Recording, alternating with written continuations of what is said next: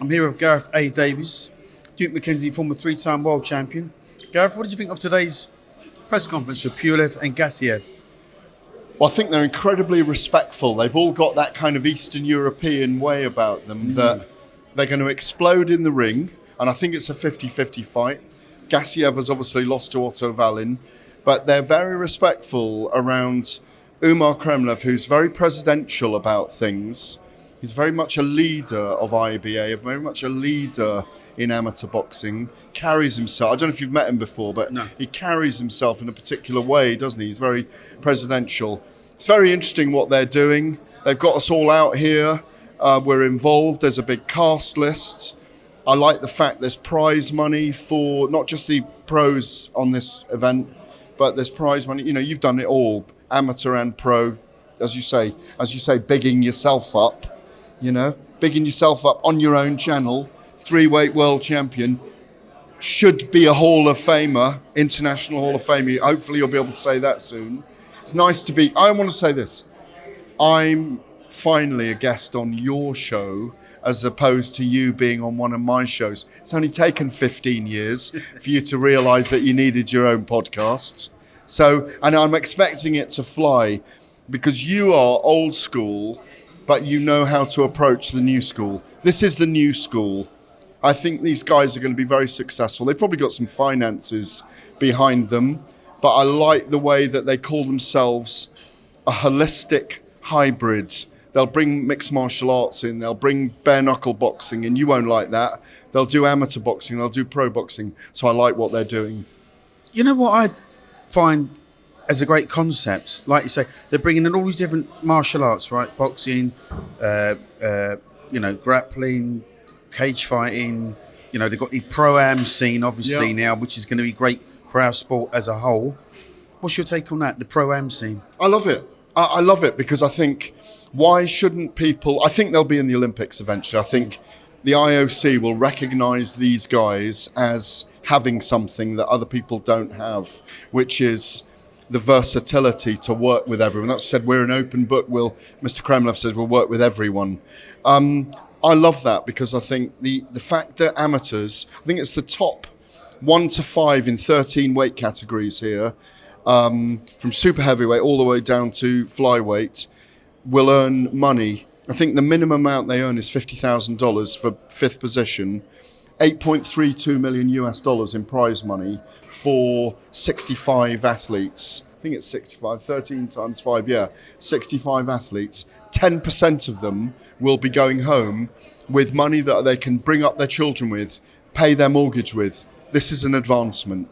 And it keeps them amateur for a longer period of time. There's 118 nations here.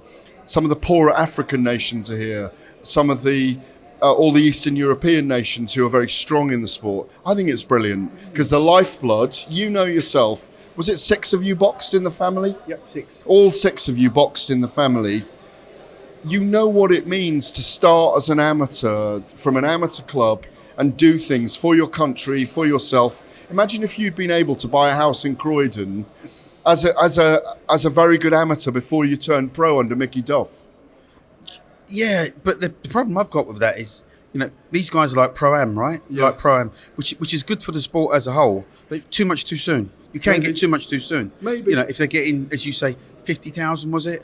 For fifth position. $50,000. That's a lot of money. I think it's. That's a lot of money in this world. Really? Why shouldn't you?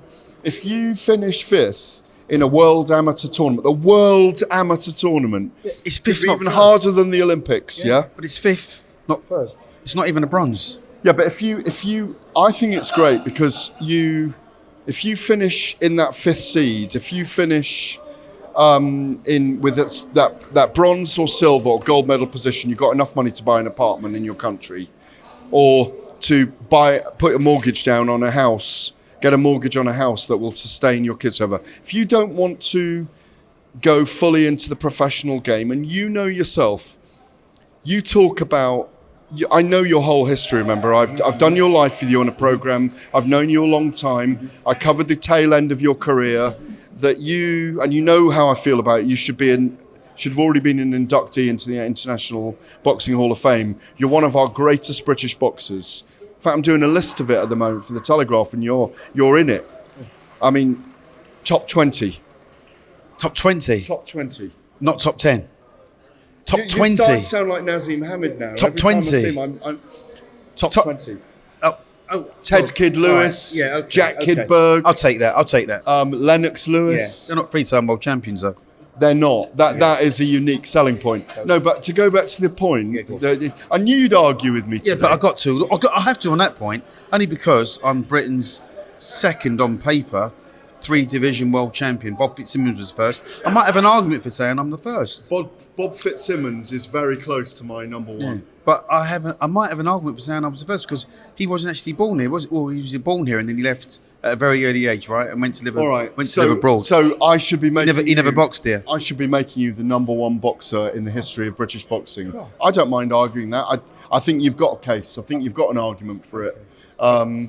Would you, at any weight, if you boxed your style, would you have beaten Lennox Lewis? If you'd both been middleweights? Do you know the only person I don't think I could have beaten? Who? Joe Kiyosaki.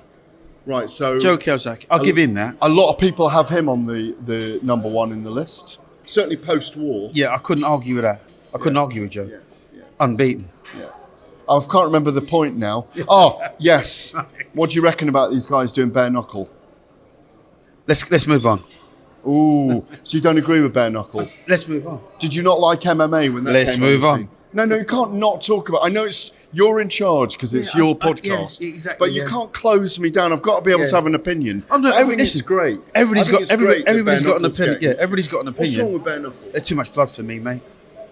Too easy to cut. Too much blood. Too much blood. I don't like the blood. If you'd been around today, you'd have done bare knuckle. If you'd been a 20-year-old today. No. Do you know what I'd have been? What? I'd have been I'd have been a gymnast. And a Hollywood icon. Is that the right? A gymnast, yeah. A gymnast. Were you good at gymnastics? No, but I'd like to have tried it. There you go. Thanks, Gareth. Okay, well, is that it?